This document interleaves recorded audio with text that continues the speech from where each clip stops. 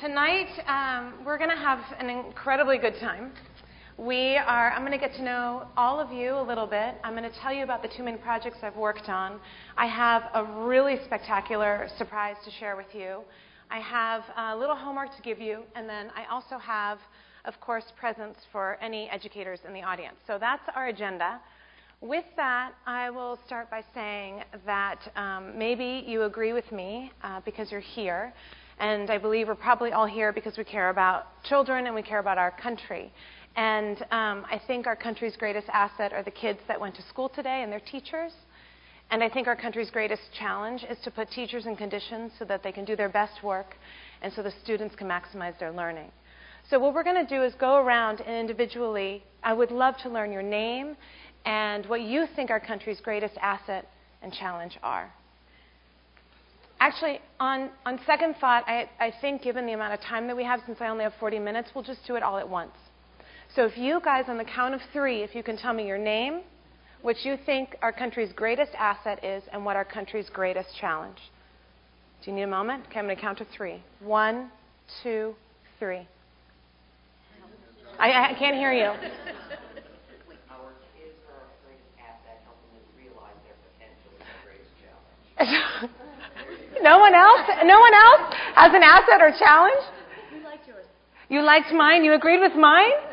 Sometimes people say freedom of speech, democracy, no other assets or challenges. Okay, well, I'm glad that we all agree. I'm glad to know that because then you will definitely like my comments. I'm going to take you back to 2002 when I started 826 with, as Beth mentioned, with Dave Eggers, and I was really compelled to do the work because when I had 146 students, it was impossible to give them the amount of attention that I thought that they needed.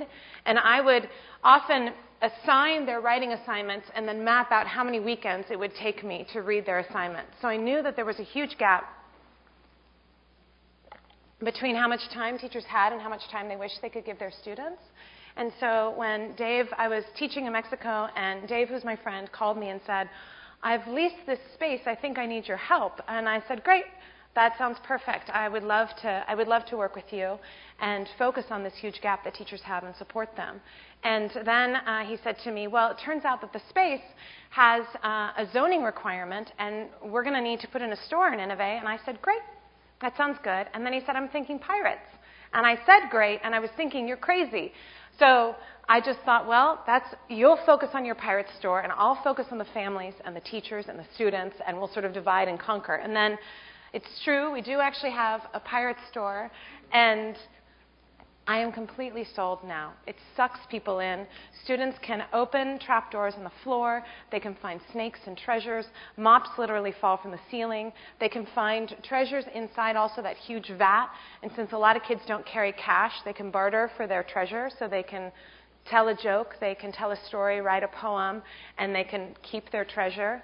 So the store is incredibly, incredibly hilarious and interactive, and students can admire the fish tank, and they have favorite fish, and they can feed the fish, and all of this leads back, of course, into the heart of what we're doing, which is essentially tutoring students. So starting in 2002, there are 4 main academic activities that we started, and those 4 main activities have stayed constant through all these years and also through all the different chapters around the country. As Beth mentioned, we opened a bunch of different ones. And so we tutor students after school. This is what you see here. And of course, just hoping that the students not only complete their homework but understand it, go home and enjoy their families. In the morning, students come in and will meet an author, revise an essay, or sometimes even leave as published authors with a book that looks like this. In the evenings, group of students, my favorite part about this book is that there's an About the Author section. So the students have their portrait, and they can write a bio about themselves, and then they can write their own blurb. Best book ever, Amy Tan, or whatever they want to write. In the evening, students come for workshops, and they will do a whole range of things, ranging from very serious college entrance essay work to writing stories for your pet. And teachers will bring in animals, and the students have to read in an engaging manner and see if they can hold their dog's attention. Or they'll also write, there's a class that I like called This Class Sucks, which is critique. And so the tutors have invented, these writers have invented a million different topics for the students to dive in and share their passion with writing. So I think it's exciting for the volunteers to be a part of 826 also because they get to engage in the creative process. So we always, from the beginning, I would say when people would come in, I'm like, I can put anybody to work. You know, there's a job for everybody. And then volunteers would invent events, like I said, invent workshops, help students with their essays. They would, Daniel will tell us more in a minute, but we just invite the volunteers to be a part of every aspect of 826, and so they get to do a huge amount of things, including making films and newspapers and videos. And so I have a very short example of some things that the Michigan volunteers made, so that you can see what I mean. And hopefully this will play.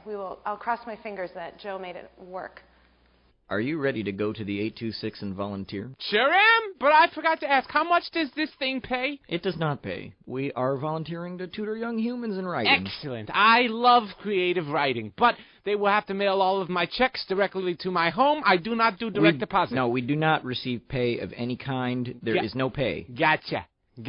Under the table. I get it. Tax issues. I'm sorry, I must be confusing you. We are doing this to help young people write. And for the Benjamins.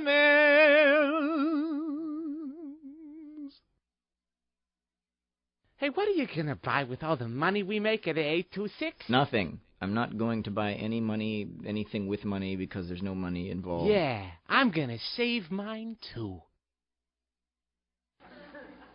When I was teaching, and even with how many people have been in the classroom, including my 3 mentors? It's probably about half. I don't know if you experienced this. Hopefully you didn't. But even when I had 146 students, I sometimes found teaching lonesome, and so I worried about the volunteers having sometimes hard days with students. And so I worked really hard to create something called a volunteer happiness program, where volunteers would gather for spelling bees, chili cook-offs, singles parties, thumb wrestling tournaments, anything on earth to build community. Because what I worried is that a volunteer would go into a school and a child might have their head slumped over and not feel like writing about whether the progressive era was a success or not that day, and the volunteer would take it personally. And so my hope was that they would run into another volunteer in the hallway, and they would say, man, I'm no good at tutoring. And the other volunteer would say, no, you're good. You have to come back. You have to give that child another chance. Don't give up.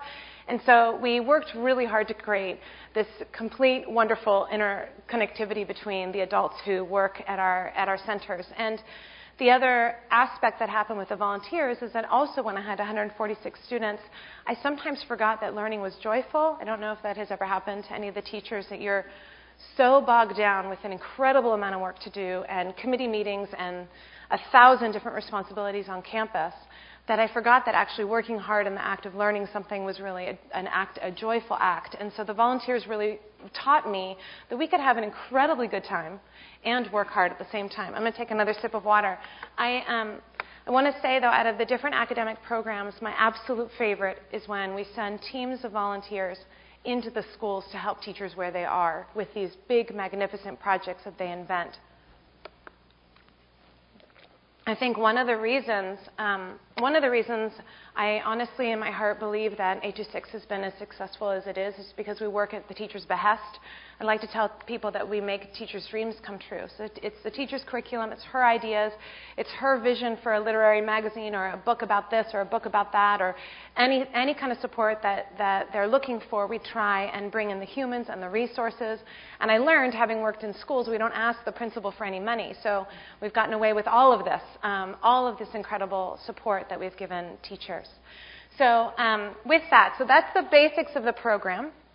I usually speak too quickly. My students would say, Miss Clements, you're going too fast. Am I going too fast? Everybody's up to speed? All right. So those are the 4 basic programs that we started in San Francisco in that first year, including going into the classroom and including these professional publications, which I'll tell you about in a second. So we opened in 2004 in Brooklyn, and this is a superhero supply store where you can buy things like the speed of light, which is really necessary for superheroes. And also you can buy capes, but in order to make sure that your cape fits you well, there's a cape testing area where you can put on your cape and then make sure that it works well for your body and for the speed that you're hoping to access. And that's actually my daughter a couple years ago. That's the sixth. If we have time for questions, you can ask me about this or my topic, but she's the sixth Ninive in my family. At the Greenwood Space Travel Supply Store in Seattle, this is a place where if you show up on a rocket, you can park your rocket on the roof and then refuel and then head off on your way. And this is the boring store. It's I don't normally like to tell people, so if you guys promise to not tell anybody, I'll just let you know that it's actually a spy store. But of course, we don't want spies to lose their cover. So it's a boring store.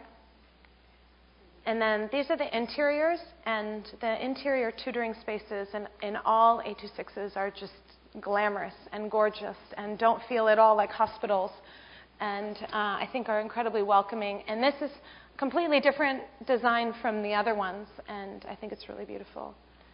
The Echo Time Travel Mart, this is in LA, and I love the tagline. Oh, here actually, if you're a young person, you can go in and you can get a passport, and you can put yourself in any time in the history of humans or before. And the tagline, I don't know if you can read it, but it says, "Whenever you are, we're already then," which I've always really loved. And then, of course, we opened in Ann Arbor, and we also opened in D.C., but we have two of 826 founders here, so hopefully you'll get a chance to connect with them. But thanks to Helen and Daniel, we have the Greater Bigfoot Research Institute. So those are all the chapters. And what all the chapters share in common, like I mentioned a second ago, was professional quality publishing. So we make students, and we started doing this our very first year, we asked students to write 8 to 12 drafts of an essay, and that's not normally what they would write for an English paper. And when I train teachers, I would always tell them, there's going to be a moment with this project where you feel like, has anyone done any high altitude hiking? Only 3 of us. 4, oh, now, okay, people are confessing slowly. There was a moment when I was hiking at about 18,000 feet, and I felt like I couldn't breathe. And it was hard to walk, and I felt that must be what it must feel like to be 120. And I tell teachers, there's going to be a moment where you feel like you can't breathe. No one likes the project anymore. No one wants to continue. And somehow, every single time, isn't that true? Every single time these awesome students push through that last final part of this humongous process, they meet editors, designers. We welcome them into the editorial part of the process. They make executive decisions about these books. And they really get an apprenticeship-like experience. And here you see we have the student books sitting alongside professional books, and we sell the books all over the country. And I think that we have amazing, amazing results. I always love to imagine, we try and put the books in independent bookstores, and I love to imagine a teenager running down the street and seeing a bookstore and running with a friend and then grabbing the friend and saying, well, let's go in and let's see if my book is there, and then finding their book on the bookshelf and just showing their friend their name and a table of contents and what that would mean. And then, of course, teenagers, $16 is a lot of money, so then I imagine the child probably puts the book back and then runs off, but leaves really incredibly elated. So I think it's really important. We don't cherry pick children. I think this is another one of the magic sauces of 826. We don't grab the 10 kids who already see themselves as very serious novelists in high school. We all know who they are. We actually grab everybody. And one of my favorite transformations is when you introduce I'll give you a specific example. I introduced a book about family histories to a group of sophomores at Balboa High School in San Francisco. And the kids are sort of slumped in their chair, and I'm there enthusiastically telling them that they're all going to become authors. And they're like, all right, lady, And I said, you're all going to become authors, and that didn't get very much of a response, and not a ton of eye contact. And then I said, and Amy Tan is going to write the introduction, and that got no response because they hadn't read Joy Luck Club yet. They didn't know who she was. And so you go from that image to 6 months later, where the students come to a beautiful building, a setting like this, and they're floating, they're walking 10 feet tall, and their shirts are starched, and they've brought their girlfriend and their mother and their auntie, and watching that transformation between the child who was completely not interested in what we were saying into a published author is really remarkable. And I think you would agree, right? I think this is the second book that we published in San Francisco, and students wrote, Isabel Allende gave us money and asked us to write about peace and conflict. And the students wrote about conflict in their daily lives, gang violence, peace in the Middle East. This book we published in 2008. It's a series of letters to President Obama, and the book is called Thanks, and Have Fun Running the Country. So, from Boston, Damariel writes, Dear Barack Obama, I have a great idea for you. You should set up a special phone just for kids to call the president if they find things that are dangerous and can affect people, like someone smoking. This would be a special place for kids to talk to Barack Obama and let him know what's going on. I want to tell you, Barack Obama, if one day I could travel around the world and help people, I would definitely do it. And then Chad from Los Angeles writes, Dear President Obama, could you help my family get house cleaning jobs? I hope you will be a great president. If I were president, I would help all nations, even Hawaii. Here, we submitted the student essays to the New York Times, and we asked them to draw portraits of Obama, and I think it was between Paul Krugman and Friedman, and here you can see clearly that those are the images that the students have drawn of his face, so that was incredibly exciting.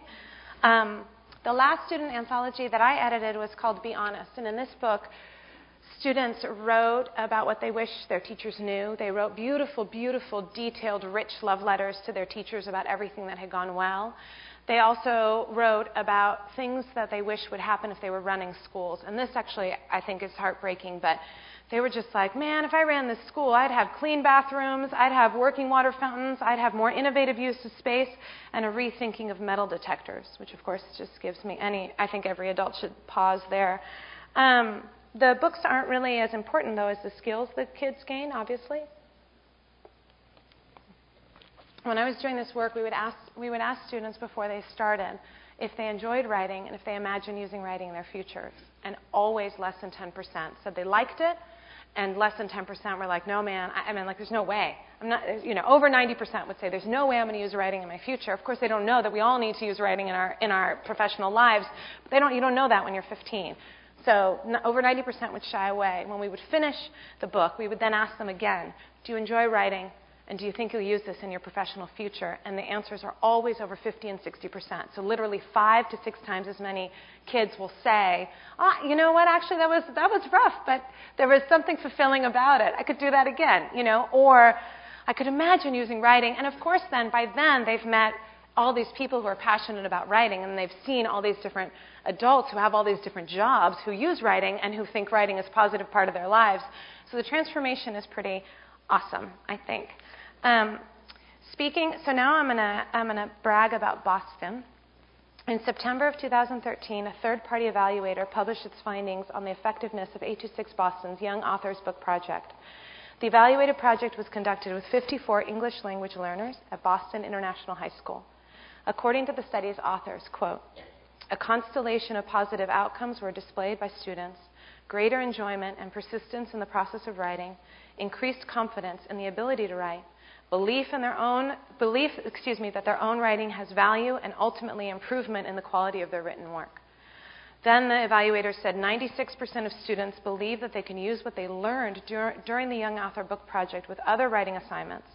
And as a challenge to these projects, the evaluators pointed out that working with 100% ELL presented unique challenges, since it was often harder for students to convey the message they wanted to express in English, which could be their second, third, or fourth language, which I find incredibly moving. And then I read this, I gave a talk on Tuesday in San Diego, and I cried when I read this, so I don't think I'm going to cry tonight. I'm going to see if I make it through, but one never knows, so you have been warned. Meanwhile, the students wrote about their own process, the intro of the book, quote, at the beginning, we were a little afraid to start writing this book.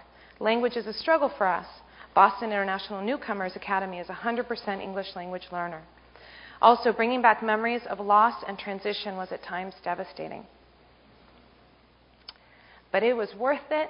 We had the courage to write our stories, and we were proud of them. So I cried. So I am wondering whether you all are, each and every one of you, are ready for our humongous surprise. Do you feel ready? Does it seem like it's the right time? So I want you all to pretend. I'm gonna count to 3 again. I'm sorry for those that weren't expecting a very interactive evening. So anyway, bear with me. I'm going to count to 3, and I want you to pretend that you have just won $1 million. Okay? 1, 2, 3. These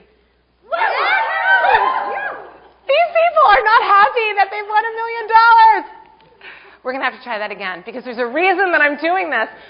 How would you respond if I had $1 million and I handed it to you tax-free? How can I sweeten the deal? Okay, maybe it's because I'm moving too quickly, so we're just going to try this again. So, I'm going to hand you $1 million when I count to 3, and you could do anything you want with it. Okay? So let's see how this goes. 1, 2, 3. Okay. It's like my family team down here screaming the loudest to try and make my experiment work. Okay. With that said, I have something better than that. You don't need $1 million because I have something better than that. I have to introduce an incredibly, incredibly special guest. There's an author here in our midst. Her name is Nareda Pontes.